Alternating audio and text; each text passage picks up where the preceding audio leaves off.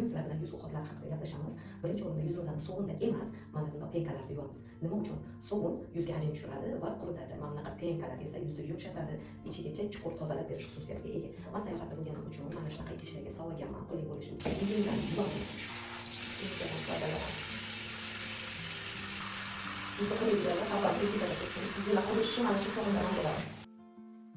Sochida artamiz, qaranglar, yuzim shu yumshoq, mayin bo'lib qoldi. Ikkinchi qiladigan ishimiz yuzimizni tonik tartib olamiz. Tonik nima uchun? Tonik transport vazifasini bajarib, yuzimizni tochkalari, ya'ni bo'g'alarni ichigacha, ildizgacha tozalab berish xususiyatiga ega. Bu biza tozalay olmaydigan kirlarni ham tozalab beradi. Yuzingiz qancha toza bo'lmasin, bo'g'alarimizdan ichiga kirib qoladi.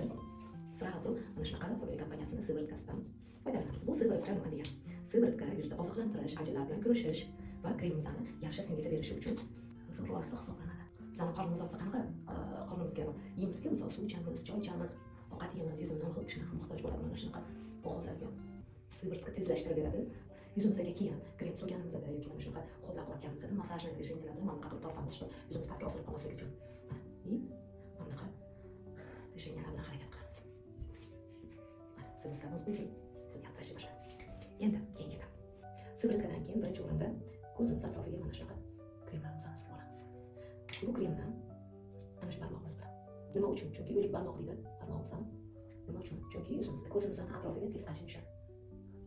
Shuning uchun ko'z atrofi bilan juda ham nozik ehtiyot qilib muomala qilamiz. Ko'zimiz atrofiga ham surib oldik. Endi qiladigan ishimiz kunduzgi krem mana shunaqa ishlarga solganman. Nima uchun? Chunki juda ham qulay sayohatlar uchun. Kremga xuddi shunaqa движениялар bilan suramiz. Bu kunduzgi krem quyoshdan himoya qiladi. Yuzimiz biz organizm uyg'onganda kurashadi. Kechki paytda partakka uxlayotganimizda yuzimiz, terilarimiz kurashadi, ya'ni uxlamaydi. Kechki paytga kremni vaqtida surish kerak, kunduzgi kremni vaqtida surish kerak, chunki hammasini o'zining vazifasi bor. Hattoki quyosh ham bizning yuzimizga juda ham katta zarar beradi, ya'ni quyosh nurlari juda ham kuchli hisoblanib, shu yuzga dog' tushishi, hamma ajin tushishi, hamma hammasi mana shu krem surmaslikdan kelib chiqadi.